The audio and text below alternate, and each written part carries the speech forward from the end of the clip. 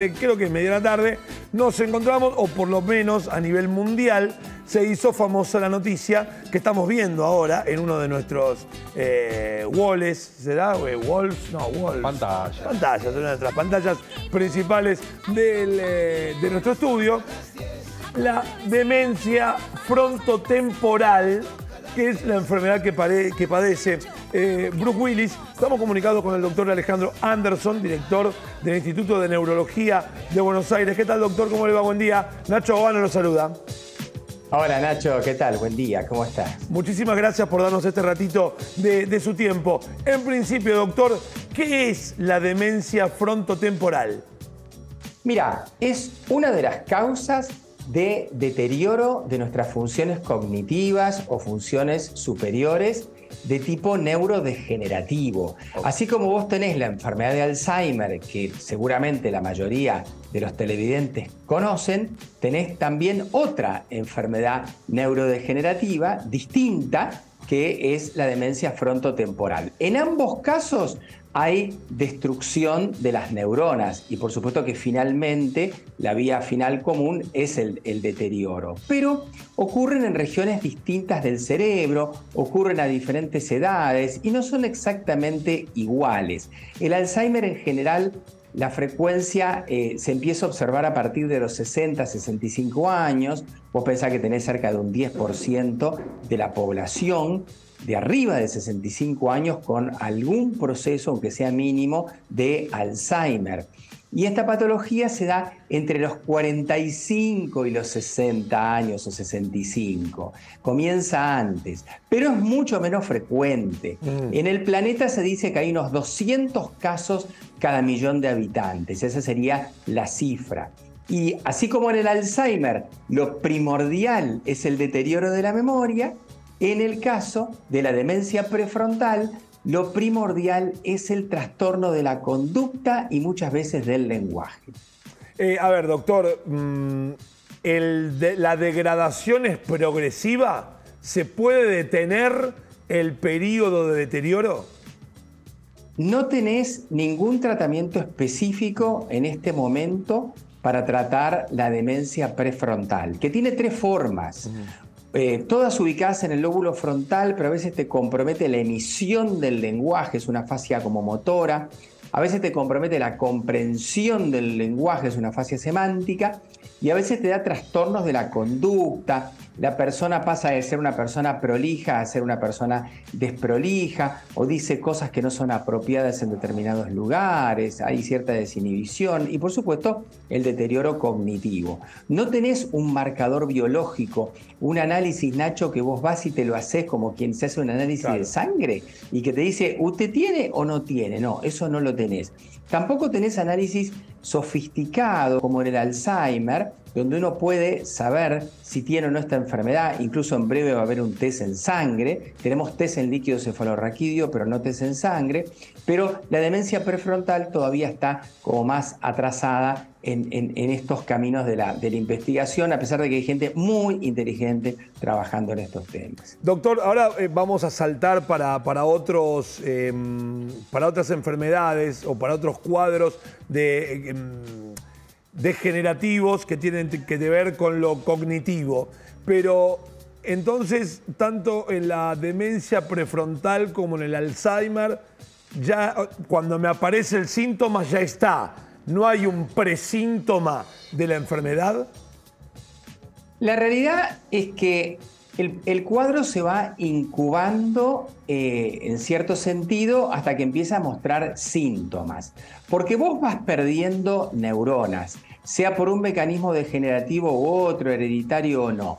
Y al principio, todo el resto de neuronas que tenés en el cerebro, vos tenés 86.000 millones de neuronas, tenés 350 trillones de conexiones. Entonces al principio no se nota, eso lo compensás perfectamente. Y cuando se empieza a notar que la enfermedad tiene ya cierto grado de avance dentro nuestro, primero empieza con cosas muy especiales, no con la vida diaria o con cosas tan elementales como reconocer a un familiar o saber si estás en tu casa o en otra. Empieza con cuestiones más sofisticadas. Todo es gradual habitualmente y progresivo, pero lento en las enfermedades neurodegenerativas. Doctor, nombramos el Alzheimer, tenemos la demencia frontotemporal. Frontotemporal. O frontotemporal también se le dice. ¿Hay algunas otras o hay más enfermedades que tengan que ver con el deterioro cognitivo de estas características? Sí, por ejemplo, cuando uno habla de Alzheimer y uno estudia al paciente, en general lo primero que te fijas es que no tenga muchos infartos cerebrales, que no tenga un problema vascular, que se le hayan tapado las arterias. Ese no es una enfermedad degenerativa, se llama demencia multiinfarto y depende de los factores de riesgo vascular. ¿Viste los mismos factores que los cardiólogos nos enseñaron? La hipertensión arterial, la diabetes, el tabaquismo, etc. Bueno, esos mismos factores que gastan las arterias coronarias hacen lo mismo en las cerebrales y son causa de una demencia multiinfarto. Pero también hay otras demencias neurodegenerativas como el Alzheimer. Bueno, acá tenemos la demencia frontotemporal, pues también tenés la enfermedad de Pick, tenés también, que es una variedad, tenés la demencia de los cuerpos de Lewy. Bueno, hay muchas realmente. Lo que pasa es que como la frecuencia es menor, claro, el público general no las conoce. Doctor, ¿y alguna de estas enfermedades puede tener un correlato con obesidad, alcoholismo, drogadicción, golpes, traumas? ¿Tiene que ver con algo de esto? La demencia multiinfarto tiene directamente que ver con todos los factores de riesgo vascular. O sea, la lista que yo te dije de diabetes, de hipertensión, tabaquismo, bueno, colesterol alto, sedentarismo, sobrepeso, homocisteína alta, todo lo que gasta la cañería te puede obviamente dar un cuadro de deterioro cognitivo. Vos mencionaste los golpes en la cabeza. Hay un cuadro que se llama demencia pugilística, que es por golpes repetidos en la cabeza y que se describió por primera vez en los boxeadores. Se van generando pequeñas lesiones como puntitos de cicatrices que cuando se suman, obviamente, deterioran determinada cantidad de neuronas y te llevan a la demencia. Hoy en día se volvió a hablar mucho de esto porque hay cuadros similares por el fútbol americano y por otros deportes donde te golpeas repetidamente la cabeza. Doctor, la expectativa de vida, evidentemente también hay que ver en qué momento de la vida biológica de una persona le encuentra este tipo de enfermedad.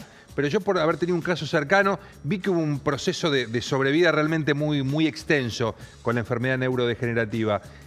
¿Hay algún tipo de relación con eso? ¿Fue un caso azaroso el que le tocó a mi familia? ¿O suele pasar esto con los pacientes que tienen enfermedades neurodegenerativas? Suelen tener una larga expectativa de vida. ¿Vos pensás que alguien que tiene un Alzheimer u otra patología semejante, en sí el resto del cuerpo lo tiene sano? Y si vos lo cuidás, ese paciente puede tener 10, 15 o 20 años de sobrevida. Sobre todo en nuestra época actual, donde tenés tantas posibilidades de protegerte de las intercurrencias, porque antes la gente fallecía rápido, no directamente de la enfermedad, quiero decir del Alzheimer, sino que por la patología tenían infecciones respiratorias, infecciones renales, o estaban postrados y tenían escaras, y fallecían por complicaciones de esas intercurrencias, que hoy en día las podés controlar con una gran eficiencia. Doctor, por último, en esta cuestión del santo grial que te da la vida eterna, pero neurológicamente la humanidad está avanzando en el tema de la longevidad. Muchísimo. El año pasado, como anécdota, te cuento porque es interesantísimo, estuve conversando con una mujer completamente lúcida de 108 años, en la ciudad de Buenos Aires, en el barrio de Abasto. Y bueno, la realidad es que va creciendo la sobrevida. En esta época nunca tuvo la humanidad tanta calidad de vida y tanta posibilidad de controlar las enfermedades. Pero el correlato del otro lado, Nacho, es que hay muchas enfermedades, sobre todo estas heredodegenerativas o neurodegenerativas, que son edad dependiente. si nosotros viviéramos hasta los 45 o 50 años, ni estaríamos hablando del Alzheimer o de la demencia frontotemporal. Claro, digo, como desafío hacia futuros, no quiero ser mala onda, pero tal vez no estemos ni usted ni yo. Pero digo, tal vez no sabemos si la humanidad llegara a un promedio de vida de 110 años, no sabemos si hay enfermedades que se desprendan desde los 100 años en adelante. Y tenemos, mira, una asignatura pendiente en la medicina. Nosotros al día de hoy podemos actuar muy bien sobre todas las enfermedades infecciosas, muy bien sobre las vasculares, muy bien sobre las oncológicas, pero cuando le toca, y las autoinmunes, ¿no? Y cuando le toca el turno a lo que es degenerativo, lo que tiene una base genética, todavía estamos como de brazos cruzados. Recién ahora empiezan los tratamientos donde podés como reparar o sustituir esos genes que te están generando el problema metabólico que te lleva a la neurodegeneración. Ahora sí, doctor, por último. ¿La medicina está de brazos cruzados con esa cuestión por algo ideológico, por algo moral o porque todavía no está la tecnología o el estudio es constante?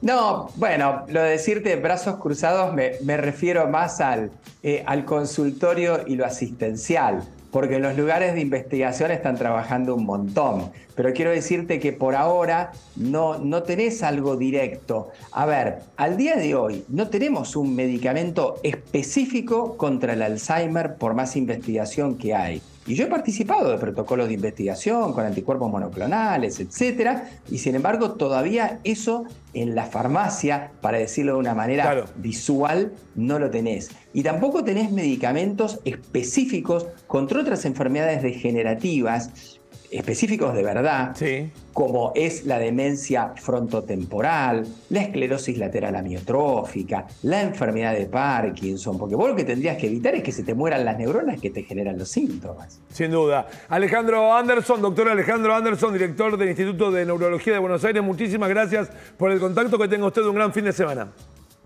Gracias igualmente.